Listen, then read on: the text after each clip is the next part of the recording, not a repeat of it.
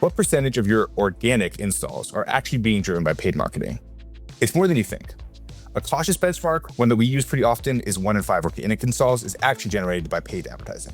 But it's not always that low. If your product has strong viral hooks, the ratio of organic attributed installs driven by paid marketing can be much higher, sometimes exceeding 1-to-1. We call this practice of redistributing organic users to the correct paid marketing channel organic uplift. Understanding the impact of paid marketing on your organic revenue is critical. Paid advertising doesn't just generate direct trackable installs, they also create downstream impact that drives app store searches, word of mouth referrals, and brand discovery that your MMP attributes as organic. Without a framework to measure this untracked value, your attribution data is telling you a warped marketing story.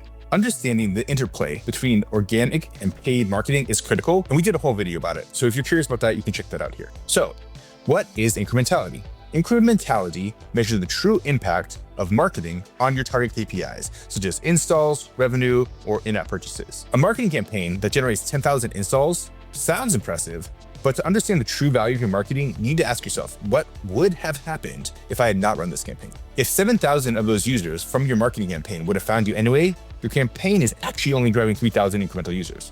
Without measuring incrementality correctly, you could scale channels that cannibalize organic users and undercount the channels that are driving the real impact. Take user A. Let's call him Ronnie. He sees an ad on Meta, clicks, and installs your game. This install is tracked as a Facebook install in your MMP. Next, Ronnie plays your game, loves your game, and tells user B, let's call her Missy, about how great your game is. Missy then grabs her phone, searches the App Store, and downloads the game. This install is tracked as organic. You can see the problem here. Your measurement system will track Missy as organic, but the install is direct outcome from your paid marketing. Without understanding and modeling organic uplift in your performance dashboards, you might actually be cutting high-performing ad campaigns. This is a big problem. Next, we're going to talk about common methods for measuring incrementality and organic uplift. Right off the bat, I want to say there's no one way to correctly measure incrementality. It really depends on your scale, your app, and what you're trying to do with your marketing overall. First up, A versus B holdout, or test versus control.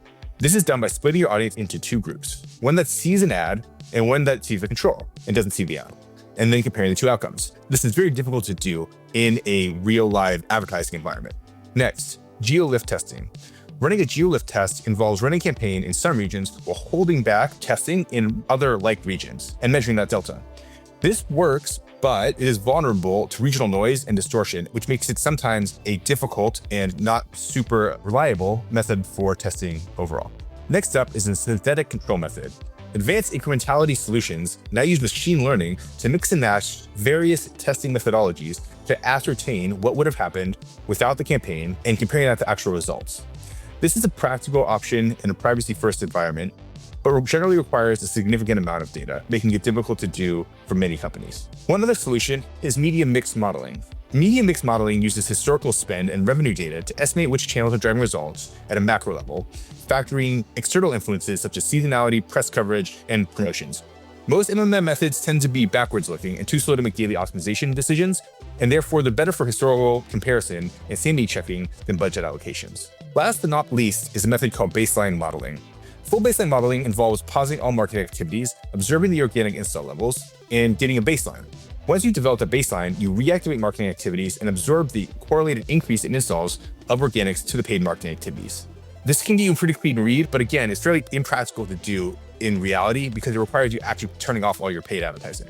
As you can see, there's no universal solution for measuring organic uplift. Given the complexity of baselining models across multiple channels, geos, and campaigns, we built a tool within the game's growth platform that automatically baselines organic traffic and measures uplift in real time. Understanding organic uplift is increasingly important in the complex world of mobile advertising. For years, Apple's App Tracking Transparency, also known as ATT, and SKAdNetwork, also known as SKAN, have drastically reduced marketers' access to attribution data because they allow users to opt out of tracking from marketing performance channels. Because of the disruptions in the traditional way of measurement, having a solution for incrementality is more important than ever. To solve this loss of data and accurately measure marketing performance, we've built a proprietary privacy model which knits together SKAN and MMP data and effectively reclaims paid traffic that slips into the organic bucket. It's a little in the weeds, I know, but if you're going to be working on paid marketing for mobile apps, this is a really important solution for you to have in your toolkit.